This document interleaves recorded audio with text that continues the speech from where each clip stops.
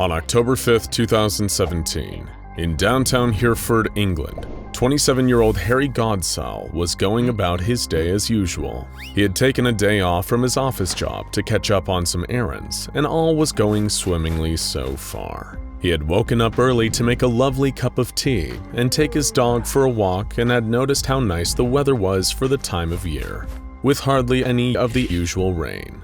After a rich, fulfilling morning of finishing up the dishes and laundry at his flat, he was taking a walk to the corner grocery store to pick up some milk, potatoes, and ground beef for the shepherd's pie he planned to make for dinner. All in all, it was a good day to be Harry Godsall. Surely nothing strange or unusual would come along to derail this perfectly pleasant and ordinary day. Out of nowhere and into what was meant to be Harry Godsall's day to himself suddenly strolled a truly odd sight. Walking down the sidewalk towards him was a person in a full spacesuit, like those worn by NASA and International Space Station crew members. In the middle of Hereford, casual as you please, was an honest-to-God spaceman. Harry attempted to walk around this bizarre figure and carry on with his day, but it deliberately blocked his path and spoke with a booming voice, asking if he would be willing to join in the fight against the moon monsters. Well, at this point, Harry had just about enough of this nonsense, and his natural penchant for sarcasm came out. "Oh, absolutely, you nutter," he said. "I'm ready to go right now, got my toothbrush and everything. Let's fly, spaceman." He rolled his eyes and once more attempted to pass the astronaut. Rather than taking the hint, the figure was overjoyed. "At last," it declared, "a brave warrior hiding in plain sight amidst these pastoral and bucolic humans. Let us away, fair meat fellow, and earn the glory of heroes. We fly!" Before Harry could turn and run away from what was certainly not an ordinary man, the spaceman grabbed him, pulling him into its unnaturally strong arms, and activated the jetpack strapped to its back. There was a massive sonic boom, shattering every piece of glass in a 300-meter radius as they took off into the sky at a speed of 25,000 kilometers per hour. They broke through the atmosphere and ascended into space so quickly that surrounding observational satellites could not get a clear image of the two on their journey. Harry Godsall had been on an ordinary quest to have a day of chores and a hearty dinner, and now he had vanished into outer space. His body was never found, and he could not be positively identified on any satellite images. The residents of Hereford had their minds wiped with amnestics by the SCP Foundation in order to keep the story from getting out, and Harry Godsall was officially declared missing. 3 months later, when no trace of him had surfaced, he was presumed dead. To this day, he has never been found. It is uncertain what he saw on his trip into the stars or what became of him. All that we know is on that fateful day, Harry encountered the entity known as SCP-1233, also known as the Lunatic, or the Moon Champion. SCP-1233 is a humanoid entity of unknown species, wearing a spacesuit resembling the EMU or extravehicular mobility unit model, complete with an opaque visor and attached jetpack. The suit does not behave like an ordinary spacesuit, capable of withstanding small arms fire, anti-tank munitions, landmine blasts, and exposure to incredibly high temperatures, including complete submersion in magma without any visible damage. No radio, microwave, or X-ray scanning has been able to break through the material of the suit. The jetpack is outfitted with a high-powered rocket propulsion system, capable of accelerating up to 40,500 kilometers per hour, at a rate of acceleration and deceleration that should instantly kill any human wearing it. In addition to its resilience, SCP-1233 displays an anomalous level of physical strength, able to lift and throw items up to a weight of 65,000 kilograms without exhaustion. The Moon Champion is capable of cognizant speech and is fluent in a large number of languages, able to switch its language depending on the dominant tongue of whatever area it is in. It communicates via a loudspeaker installed in its suit, and speaks using flowery language in a loud, authoritative voice that is usually interpreted as male, though the gender of the entity, if it even has a concept of gender at all, is unknown. It has a strong grasp of language, but like its behavior, its speech patterns are odd, erratic, and sometimes completely impossible to understand. SCP-1233 appears every 4 to 5 years, each time following a similar pattern.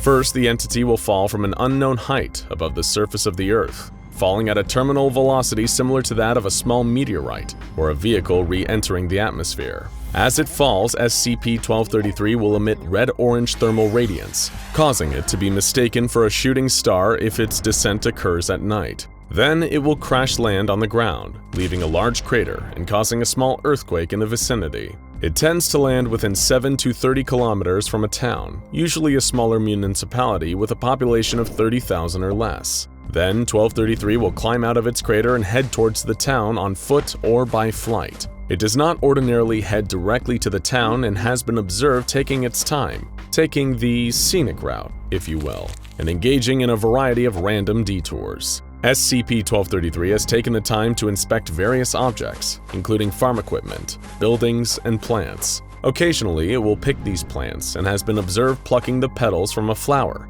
in what can only be identified as an interplanetary variation on the classic he loves me not game. Sometimes it will chase after insects, such as grasshoppers and butterflies, demanding that they stop and allow the entity to observe them. Once it accidentally crushed a ladybug between its hands and wept inconsolably for a duration of 25 straight minutes. In addition to interacting with insects, it also attempts to speak to various animals. It has been spotted attempting to interrogate a cow about its motives, greeting a bird as if it were the owner of a house it was perched on the roof of, and asking a frog where the nearest place to get something good to eat was. It is unknown what or even if the entity eats. It has been seen pulling root vegetables from the ground, or picking fruit from bushes and trees and shoving them directly into its closed visor, crushing them uselessly in what seems to be an attempt to eat them. Naturally, this attempt is fruitless. Do you get it? I joke. Fruitless because he… Anyway. When it is not attempting to eat or interact with new life forms, SCP-1233 occasionally will march directly into large bodies of water such as lakes or ponds, then emerge from them and shake the water off of its suit. It will also stand completely still for durations of up to several hours. The reason for any of this behavior, like basically everything else about the entity, is unknown. Once SCP-1233 has reached the limits of the town, it will attempt to engage with the population.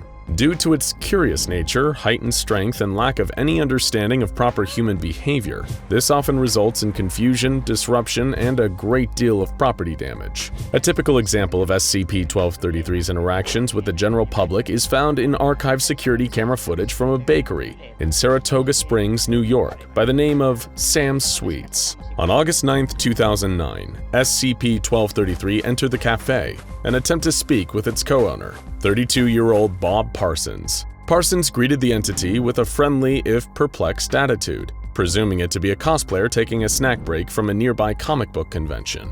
The entity identified itself as Moon Champion, Champion of the Moons, Defender of Space Justice, and Destroyer of Evil. After introducing itself, SCP-1233 asked Bob if he was the president of Earth. He was understandably amused by the question, laughing hard enough to bring tears to his eyes, and offered the entity a free cookie in exchange for cheering him up. SCP-1233 identified the cookie, incorrectly obviously, as a parakeet, and smashed the confection uselessly into its unopened visor, scattering crumbs all over the counter and floor. It then attempted to engage Bob in conversation about the Moon Monsters that it was dedicated to fighting in its homeland, the majestic and magnificent Moon Kingdom.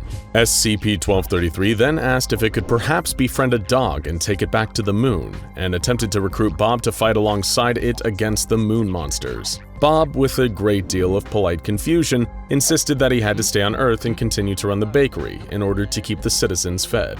1233 thanked him for his time, bid him farewell, and crashed through a concrete wall, leaving a distinct astronaut-shaped hole. SCP-1233 spent the rest of the day wandering into traffic and causing several accidents, breaking through glass storefronts, challenging a fire hydrant to hand-to-hand combat, making a pile of stolen bicycles in the middle of a public park, and collecting as many dogs as it could hold, then attempting to use said dogs as a type of currency to purchase even more dogs. I honestly think that's genius. Finally, after leaving all of this head-scratch-inducing destruction in its wake, SCP-1233 activated its jetpack and took off out of the Earth's atmosphere, apparently returning to the moon. None of SCP-1233's claims about the moon have been verified, though the Foundation maintains contact with Lunar Area 32 to keep an eye out for moon people. a moon kingdom, and the moon monsters 1233 spoke of. In the meantime, the Foundation is simply doing its best to contain SCP-1233 and minimize its damage as much as possible.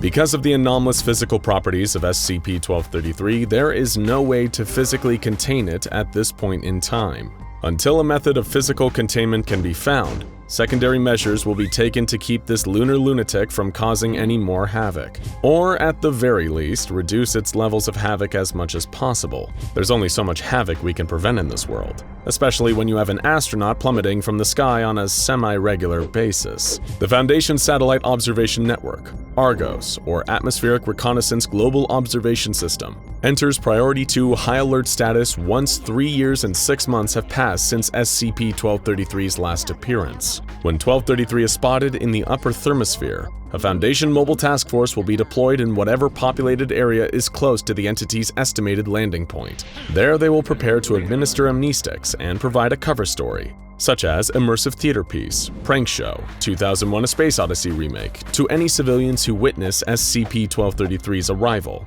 In addition to these measures, there is to be a media blackout in place in order to prevent knowledge of 1233 from spreading. Task Force operatives are authorized to grab the smartphones of any bystanders attempting to take photos, videos, TikToks, or any other documentation of the entity, and promptly smash them on the ground in front of them. It's not like they're going to stay mad, they're all getting their memories wiped anyway. If SCP-1233 stays in the area for an unusually long amount of time, a mass amnestization of the town or city where it landed may be authorized. Though the task force is permitted to interact with civilians in order to slow the spread of information and provide cover stories, no interaction between Foundation personnel and SCP-1233 is permitted under any circumstances, even if they think it would be really funny. No matter how epic your Moon Man prank might be, it's never worth your life. Now go check out NASA Lie's SCP-2001 Space Oddity, and How to Actually Beat SCP-3008 The Infinite IKEA for more SCP videos that'll make you laugh rather than scream.